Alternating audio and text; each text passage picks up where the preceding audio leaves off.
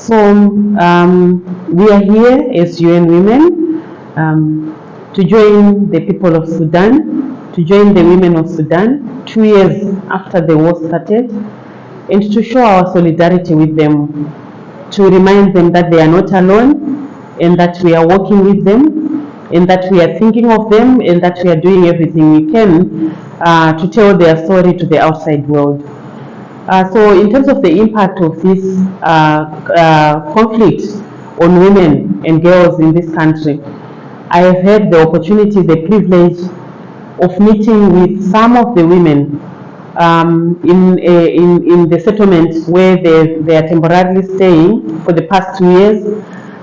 So we know that more than half of the people, of the 14 million people that have been displaced, so more than half of the 14 million people that have been displaced by this crisis that has been called one of the worst humanitarian emergencies in modern history.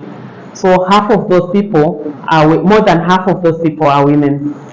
And what they've told us is that when the war broke out, everything collapsed around them. So they had to run away, they had to escape to somewhere safe, where they could be safe. Some got brutalized at source, so that is in Khartoum, where they were running from. They got raped, some of them multiple times, gang raped, and even along the way as they were escaping, that they were also brutalized and they were also raped. And reaching here, they come to this place where, yes, at least the guns are not blazing, but what they also came to was that there were no services available for them. Now, you know that during conflict, pregnancy doesn't stop. You know that during crisis, women's menstruation needs don't stop. So they are settled here. They don't have sufficient sanitation facilities. So, for example, in one place that we went to, they told us that 85 households are sharing just 3 pit latrines, right? So you can imagine the indignity that they are feeling with everything broken down around them. The health services have almost collapsed or near collapse in many areas. So that means pregnant women are not able to get the critical care that they need. As well, we see that delivery of services, critical services such as clean water and education is not available. The very schools that are housing them right now have become their temporary homes, so children are not going to school. And the women worry very much what future there is for their children because of what they've been robbed, the chance they've been robbed to stay in school. But let me get back to that issue of sexual and gender-based violence, or that issue of rape that we have seen. We have seen, according to reports, a 288% increase in demand for critical services for survivors who have experienced rape. And that is just a tip of the iceberg, because we know that many more women are not reporting the violence that they've endured. And we are also seeing, very worrisomely, that sexual violence and rape are being used systematically as a weapon of war. They are being used to humiliate a whole people.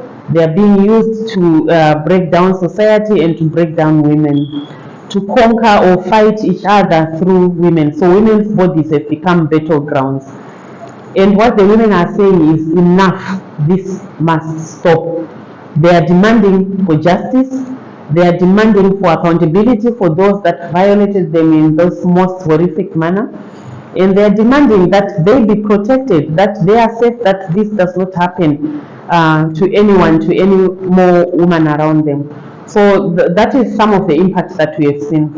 But let me also highlight the issue of livelihoods that was destroyed. When before the war, we know women are very industrious people.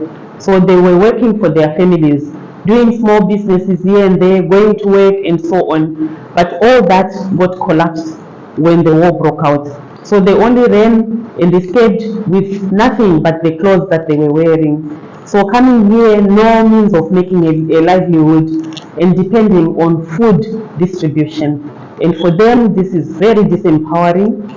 And how we are coming therefore in is UN Women with our partners, the women organizations that are helping other women, is to help them rebuild their livelihoods, starting small and then scaling up so that they have the means to feed their families, they have a means to restore their lost livelihoods, and with that it also contributes to partial healing for what they've gone through. So these are some of the impacts that we have seen in this crisis.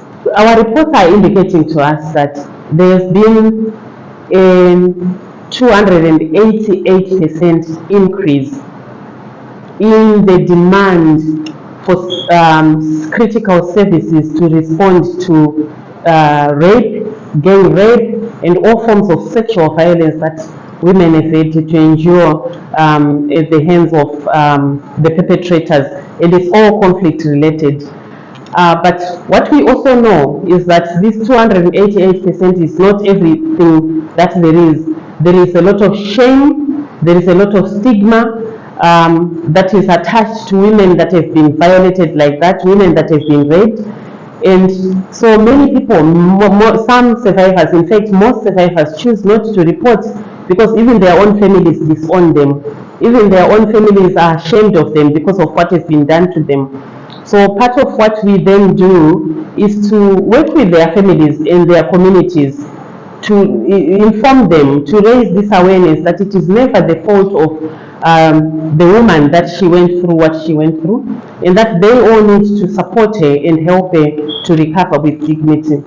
And so that's part of the work that we are doing. But we know that there are so many more cases that are not reported, and we encourage them to come forward, get support, get healing so that they can rebuild their lives. So we know that almost 80% of health facilities have stopped working. The pressure has been so much on them that they've totally collapsed.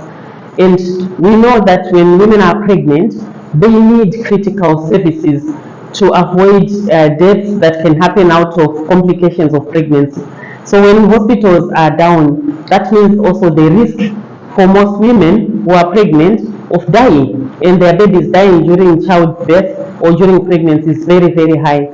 Also linked to that is the issue of lack of food or not enough food because of the food crisis that the country is going through in the midst of this crisis, of this conflict. So it means women are also not eating well, and that they are therefore malnourished, and that the children that they are carrying are malnourished, and that the children that they are already having at home, they are also malnourished. So it's a critical challenge that we then see in terms of access to maternal health services and safe pregnancy and nutrition care.